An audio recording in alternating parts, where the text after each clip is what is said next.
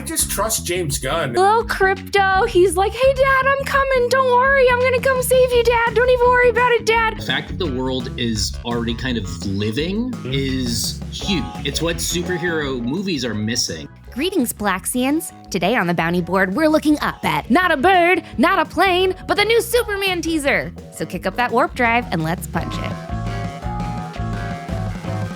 Welcome back to the Guardians of the Palaxy podcast, everybody. My name is Whitney Van Laningham, and I am here today with two of my very bestest friends in the whole entire universe, Brett Turley in a Yule sweater, and Tommy Bechtold, straight live from the basement. How's it going, boys? Back in mommy's basement, just the way I always dreamed it up. Here we go. Back to reality. Oh, there goes gravity. Tommy, we're so happy to have you back on the Palaxy. We missed you so much. So glad to be back, properly rehabilitated. A member of society. Properly rehabilitated. Back from space or rehab, either one, whichever one you want. Both. Why not? In a way, space is like rehab from gravity. Don't think too much about that, guys. It's going to take a while for me to knock the rust off. It's great. No, we love you so much. We're so happy to have you back. I missed everybody. Yeah, we missed you too. We are extra excited to have you back today of all days to talk about the new Superman trailer. Mm-hmm. Holy shit. That was fucking cool. I am so excited to hear what you guys think about it. Yeah. Tell me. No. There wasn't a question there. You just need to tell me your feelings. I'll never tell. Pretend this is therapy. How does that Superman make you feel? Okay, I'll talk about it. He makes me feel like I'm part of his team. You know, I've brought this up before, but one of the things I love about James Gunn movies is that they are the kind of the core thesis of them is like better together, right? Like it's like you can't do it alone. Can't remember who brought it up on Screen Crush yesterday when I did a panel with them about how, Guardians 2, the villain's name is Ego, who is just all about self, right? And Peter Quill, rejects the Luke Skywalker, the hero's journey, Joseph Campbell myth telling in favor of we have to come together as these guardians of the galaxy, plural, not the guardian of the galaxy. And to me, this Superman movie, without telling us too much, and I have a sinking suspicion much of what we're seeing in the trailer is in the first 20 minutes, as kind of is with these teaser trailers. We're seeing that Superman is not alone, and for good reason. I mean, right away he's rescued by Krypto, which I've been rescued by cryptocurrency. Thank you, Bitcoin. No, I'm just kidding. I don't have any cryptocurrency, but I wish I did. Anyway, I appreciated that. I like this. I know it's gotten a little bit of mixed reception of having a bloodied Superman open the trailer, but what a ballsy move! Yeah.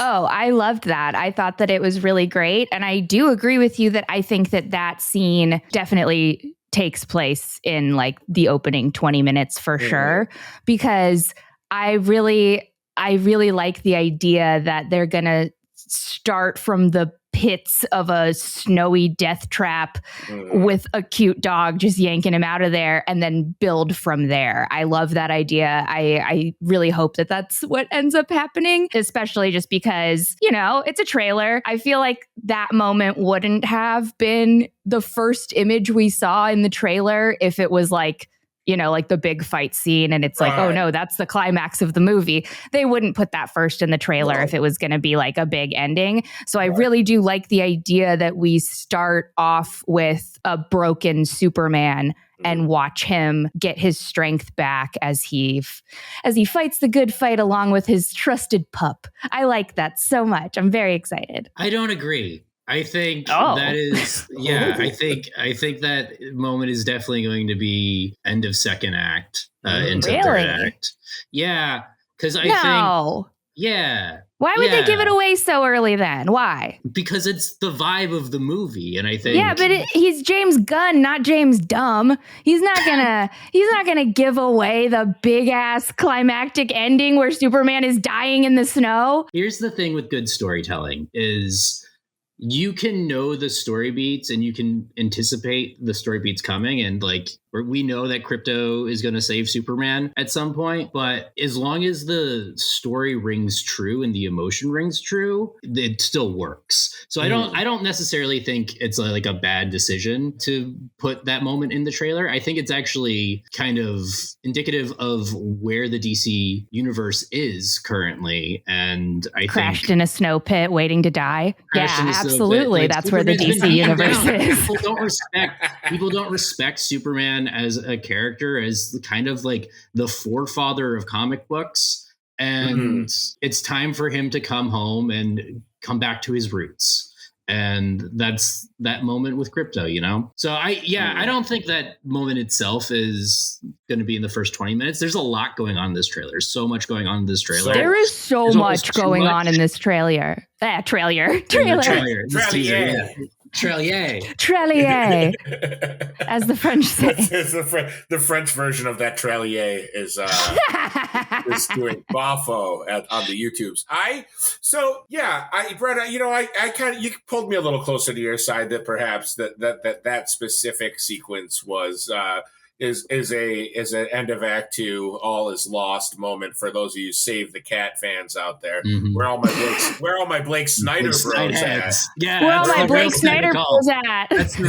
That's such an inside baseball joke. That really is. There's a fucking copy of Save the Cat 10 feet away from me right now. It's on that fucking bookshelf. People who are into screenwriting are like, Save the Cat sucks. Yeah. Oh, yeah. Well, everyone knows that that screenplay. That's because we went to Emerson. At Baylor University, we worshipped Save the Cat. Yeah, and by the way, in SUNY Oswego, we didn't even know what Save the Cat was. We were reading a Dr. Seuss book, and we're like, is this how you write a script? I actually am pro Save the Cat. But anyways, sorry. Yes, me too. I think it's very practical. I'm pro Save the Cat. I'm pro Harmon Story Circle. I'm pro any tactic that you think is annoying. I'm pro, baby. Let's go. Let's write a script. So I think we should write a script as soon as we're done talking about this trailer. There's a couple other things I think that are interesting of note here. It's the style of the outfits on the other heroes. They're kind of bare bones costuming right now. It feels very much like precursors to what their Justice League or Justice Society or whatever iteration of super teams they'll join in future DCU projects will be. I mean, the Mr. Terrific costume is very similar to actually the Arrow Mr. Terrific costume worn by Echo Kellum, very talented improviser and good person, and used to be on an improv team with me. All roads lead back to my improv comedy career, everyone. All roads lead to Tommy. That's right. I am all about the business of me. That's what they teach us in AA. It's all about you. You don't need help. No, it's the opposite of that. But anyway, I thought it was interesting that the Mr. Terrific costume was kind of maybe it was just because we only saw it for a second.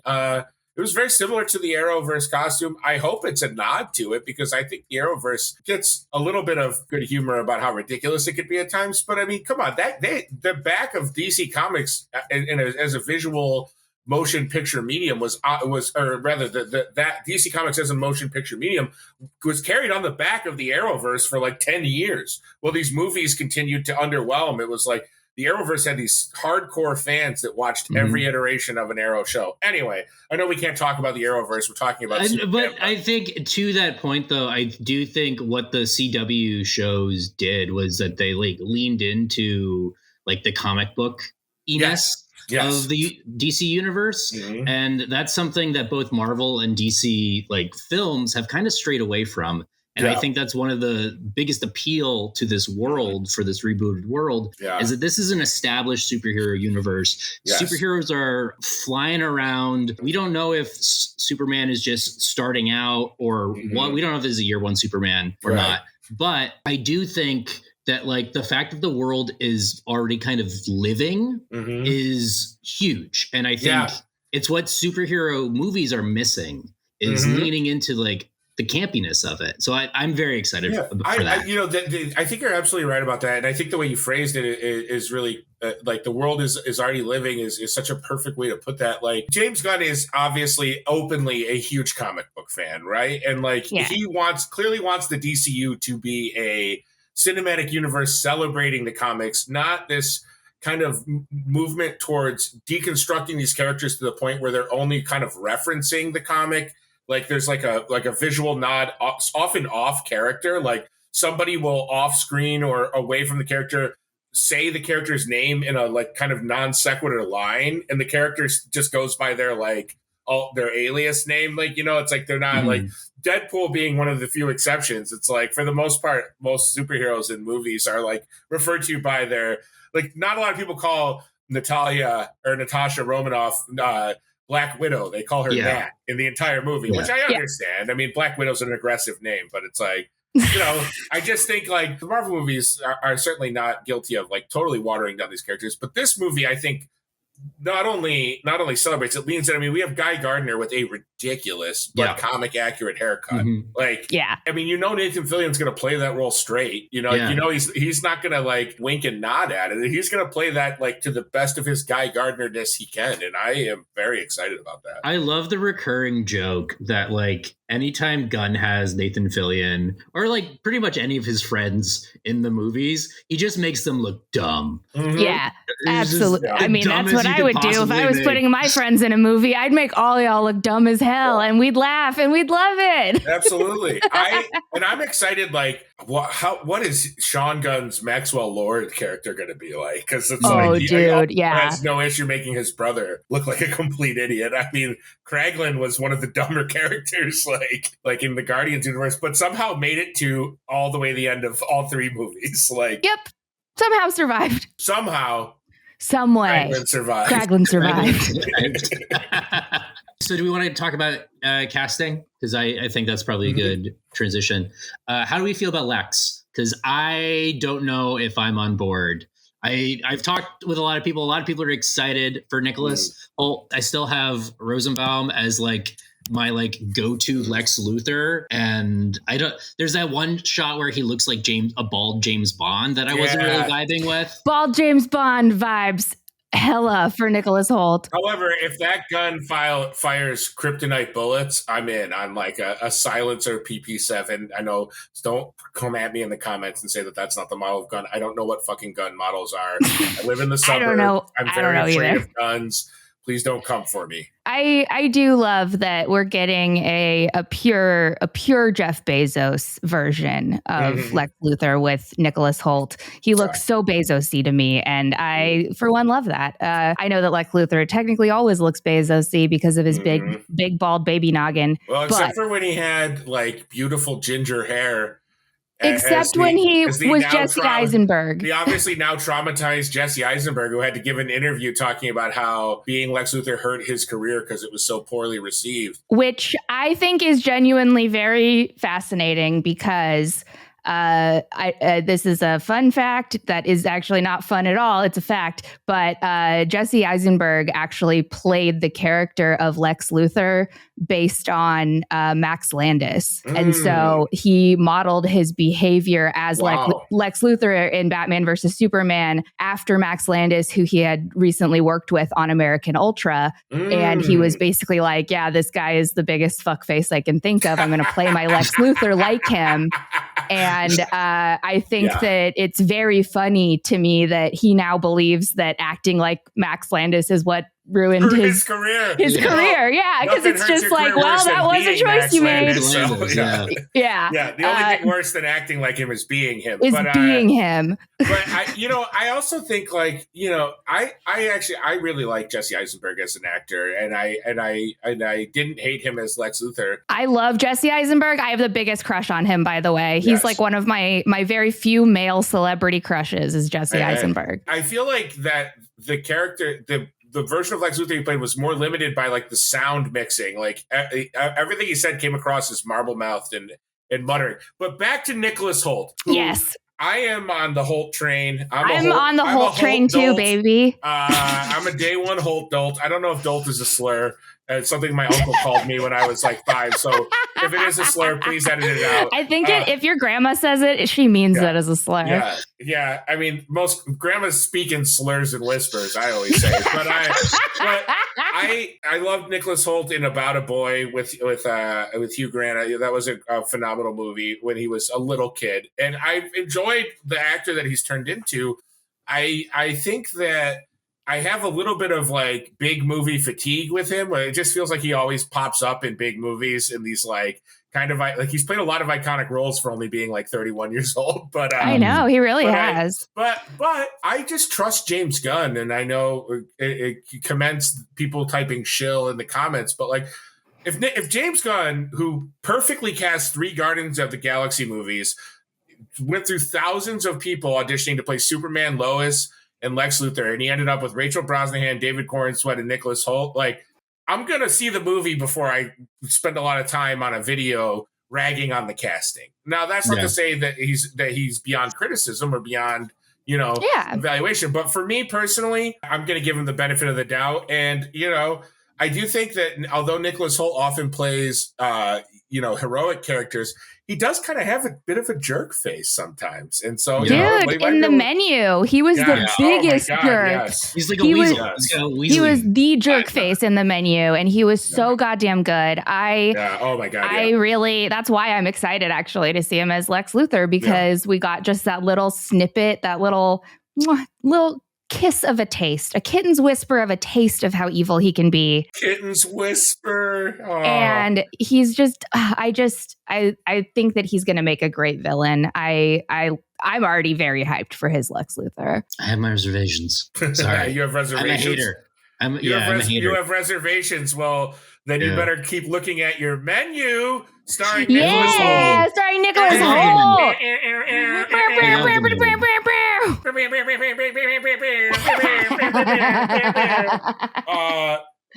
Rest in peace, Party City. No more air horns. Are they all gone? Dude, all of them in North America except for in Canada. They're still in Canada, but they are not in. I'm 60 minutes from the border, baby. I can get us to a Party City by sunup. Pick up a fucking round of helium tanks. Let's go. Let's be blowing balloons up all weekend for the holidays. Balloons. Oh my God. I know. I was just thinking this is the worst timing because my birthday's January 7th. Where the fuck am I going to pick up balloons now? The grocery store like a plebeian? Also, if you're hiring for one-off gigs in Los Angeles and need someone in town January 7th, hire me so that I can go celebrate Whitney's birthday in person. Yeah, do that. If you need somebody in Los Angeles in town, please just hire Tommy and then give him exactly January 7th off. I would love that. Yes, I should specify. I can't work on the 7th. Yeah, he can't work that day, but you should hire him to be. I can show up at any time on the 8th because I won't be hungover, so that's good news. All right, what else do we want to talk about this trailer? I want to talk about my girl Rachel Brosnahan, the marvelous Miss Maisel. Yeah, let's blaze on Maze. Once again, proving to the internet that many, many, many people who leave comments on YouTube channels have never seen boobs or butts or female bodies because they're like, Lois Lane is mid. Lois Lane is not mid. Lois Lane is in fuego. Rachel Brosnahan is beautiful and she's funny. Dude, she's fucking hot. She's smart. She's so talented. I'm very excited for her to blow up. Oh my God. What is wrong with people? If I come across a comment that says anything about, first of all, don't comment on people's appearances. Don't be assholes. I know I just did. I said she was hot, but I didn't put it in writing. It was anecdotal. You'll never prove it in the court of law. This isn't being recorded, is it? But whatever. I'm just going to be positive about it. I love her. I loved her in Marvelous Miss Maisel. I loved her on that untitled show on Netflix that starred a man we'll never speak of again, who also played Lex Luthor at one point. House of Cards is the show. Kevin Spacey is the actor. I'll dox him. Anyway, I've loved everything she's ever been in, and I am fully ready to fall head over heels, hopelessly in love with Rachel Brosnahan as Lois Lane. I love the vest. I love the Lilith Fair Indigo Girls style outfit she's wearing when she's walking through the Daily Planet. I hope that she gives Clark Kent a lot of shit. I hope that she's like, the peppy kind of chipper, but like feisty Lois Lane that we have in the comics and some of the animated shows. I'm excited for Lois Lane. I gotta say, I'm in the Lane gang. Lane gang. Yeah. Lane gang for life. I'm also so excited for Lois Lane because one of the things that I think is marvelous and I didn't even mean to say that, but I do think that this is like a very marvelous and very exciting part DC, for me. Whitney. Is that I'm sorry, but despite the fact that there are so many fucking characters in this movie, there are so many plot lines. He's gonna fight a kaiju. He's there's all these like Mr. Terrific is there. I haven't heard that guy's name in years. I forgot that he existed, to be honest. There's going to be so many plot lines and so many characters and so many exciting things about this movie. but our boy Superman is still making time to fuck. Dude, this movie looks so horny. They make out heavily like 4 times in the trailer. And I was like, fuck yes. Make Superman horny again. That is exactly what I want. I don't want this sad Zack Snyder Superman who's like, I'm just thinking about my mom again, guys. No, I want him to be out there in the streets, macking on Lois Lane, which it seems like he is. Little inner office romance. That worked out really well for me and Brett. So fuck it, you crazy kids, have at it. Keep making out at work. Really well for me and Sebastian, my gnome, as well. Wow, I'm so happy for you too. I'm so happy for you guys. Can't wait to officiate y'all's wedding. And we have big news. We're inviting a third into our freaky little party. Wow. This is Sebastian, and this is Theodore, and of course, never mind. I just knocked my other gnome onto the floor, and he fucking broke into 20 pieces. Oh my God. No. I just killed my beloved Detroit Tigers gnome. Holy shit, you killed part of the polycule. That's illegal. God. Sebastian, Theodore, go mourn our fourth. Our square is incomplete now. Anyway. We're talking about Clark, and I want to talk about how they actually managed to make Clark look completely different than Superman. Oh, it's crazy. It's awesome. Looking at Clark versus Superman is like looking at the before and afters of Luigi Mangione before his inmate friends threaded his eyebrows and gave him a fade. It looks like the before and after of that. He looks like Richard Ayoade. AOD. Oh yeah, Richard Ayoade from IT Crowd. Yeah, he totally does. I love that they did not insist on going too far from Henry Cavill as a prototype, because I thought in terms of looking the part of Superman, Henry Cavill nailed it. And I also think David Cornsweet looks like he could be Henry Cavill's little brother. He does. But one of the things I'm hopeful for is like, David Cornsweet I think is like 34 years old. Rachel Brosnahan's like 36. It's like, I think we're joining this in progress of Superman. Like, I think like it's kind of the way we got our Tom Holland Spider-Man. Like, Superman exists. It's not, we're not watching the like genesis of Superman. James Gunn has said that he's not interested in doing origin stories because everyone knows Superman's origin story. Everyone knows Batman's origin story. There's no point in doing origin stories. So yeah, I think we're going to get a year one Superman is my assumption. I think we're going to have a guy who wants to help people, but for whatever reason, he can't. Dan Murrell had made some like interesting insights with like Stag Industries, and it looks like all of the other Justice League members are wearing the same uniform. And they might be like, what's the word? Corporately owned? Yeah, corporately owned. They might be corporately owned. Superheroes? What is this, the boys? For-profit superheroes, which what is this, capitalism? You're crazy for that one, Brett. The way that I'm kind of like placing the trailer together in my mind is people are looking for hope. They're looking for none of this like kind of for-profit superhero movies, which is also meta, with like the Sonyverse is kind of just like these soulless superheroes.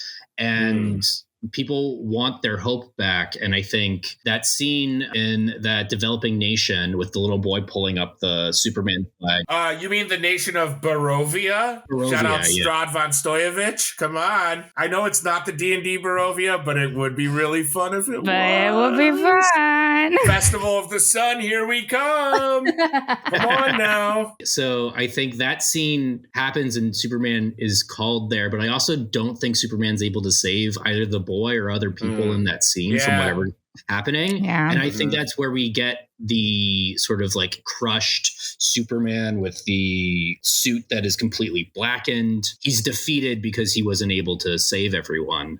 And then he kind of has to walk through the crowd, return to Stag Industries and kind of be like, okay, you're right. I am not like qualified, I guess, to do this. So I think a lot of it is going to be Superman's hands are tied legally.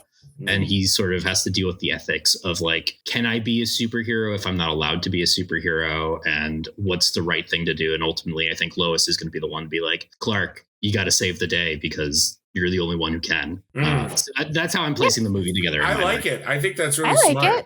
I think that's cool. I'm with it, as the kids say. What do you guys think is going to happen? I think that we get Stag Industries and Lex Luthor Corp, not LexCorp, Luthor Corp, which is interesting. And I feel like we are in a time, James Gunn isn't as heavy-handed as like an Adam McKay or like, some of the more prominent anti-capitalist directors or corporation directors. But I do think he'll take a few shots at like the corporatization of healthcare, rescue, fire, hospitals, ambulance services, and things like that. And we're going to see a world that's protected by these for-profit interests. And, I don't think it's going to be like a message film that like Superman can't be bought. But I do think that there will be a bit of a effort to get Superman aligned with the ideologies of maybe like a couple of giant corporations or at least the like, hey, let's work together type of thing. Like Lex Luthor might need Superman to like help him install some sort of device that will seemingly be benevolent, but will actually be malevolent.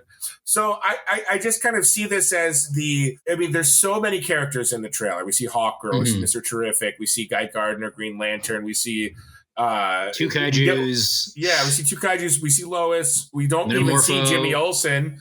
Skylar Gisondo is not even on screen in this trailer. James Gunn today said that there's an actress who is in the film but is not seen in the trailer, which many are thinking is, what's her name, Millie Alcox from House of the Dragon, the young Rhaenyra. They think that her as Supergirl is what he's talking about, but it could be something way crazy. It could be a new Wonder Woman for all we know, like who knows? Yeah, damn. But I think that this is going to be, I don't know that we're going to see the direct, like classic Luthor Superman conflict in this movie yet. I know that like kind of isn't a Superman movie if they're not at odds with each other, but I feel like we're going to get a lot of table setting for the DCU in this film.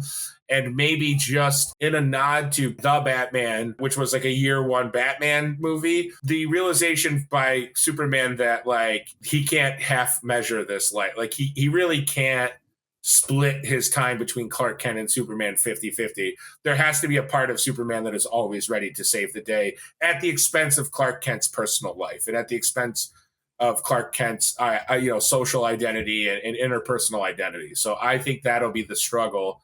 And in the end, the man in the suit, just like Santa, will save the day. Just like Santa, the man in the suit. From the North Pole. I landed that one. I was not sure I was going to land that, but I think we landed it. It was a little shaky, but we got two 10 toes down, 2 wheels down. That's why he crashes in the North Pole, because he's Santa. That's right. Krypto's just his little Rudolph, pulling him out of the snow, guiding him through it with his sleigh tonight. What do you think, Sebastian? What do you think, Sebastian? Oh, he's shy. What's that? He said to subscribe and like this video and subscribe to our channel. Oh, holy shit, Sebastian is so smart. That's crazy. Wait, do you have any theories? No, I don't. I have nothing. I have no theories. No, I'm gassed. I have no theories. However, I am just really, really excited for the James Gunn iteration of the DC universe. I think it's fucking hilarious that The Rock was like, I'm about to change the hierarchy of the DCEU. But guess what, baby? Rock might beat paper, but Gunn beats Rock every goddamn time. And now we have this really sick James Gunn universe to look forward to.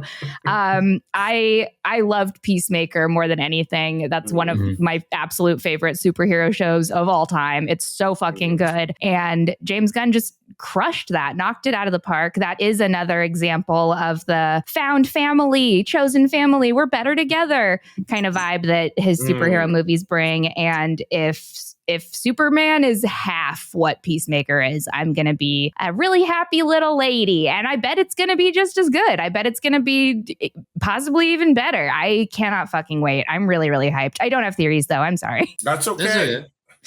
I'm excited too. Let's take this out on something fun. What was your favorite moment of the trailer, Brett? And Whitney, same question for you. I'll let Whitney go first because it's probably the same, and I want her to have the moment. Okay. I love the dog. I love the baby. He remind me of my pug. Little Krypto. He's like, hey, Dad, I'm coming. Don't worry. I'm going to come save you, Dad. Don't even worry about it, Dad. Oh, hey, Dad, I'm here. Oh, you guys want to fly away? Oh, sounds good. Do you have any treats for me? Not right now? That's okay. You better give them to me when we get there, though. Woohoo! And like, I just love that. I love that so much. I'm so happy that we're getting a puppy. We're going to have a super puppy. And my favorite part about the movie is that that's definitely what Pugsley is being for Halloween next year. I love it. Him and every other dog. Every other dog. I don't care. Nobody's going to do it like Pugsley, though. Nobody does it better. And if you think about it, like with real children, try telling your real child, like your human child, that they can't be the most popular Halloween costume of the year. I'm not saying that. If he was a human child, he would want to be Superman. And I think that we should just let him be the most popular Halloween costume. Not a human child. Why have I been Venmoing him every week? He keeps requesting it. He runs little scams. He runs little scams. Is he a scammer? Oh, God. He honestly is. We don't trust anything you hear or see. You've received a call from Scam Pugsley.